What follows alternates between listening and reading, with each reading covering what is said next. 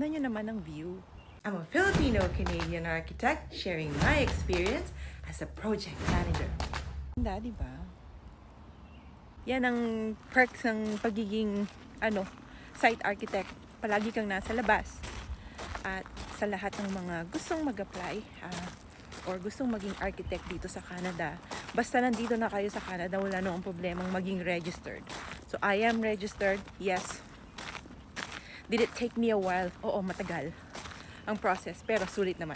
Nang tatrabahuhin natin ngayon, ko-convert natin yan bilang mga childcare spaces.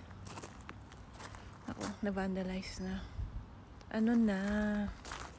Buti na lang binabayaran tayo to do this job. Have a beautiful day. Hello, hello.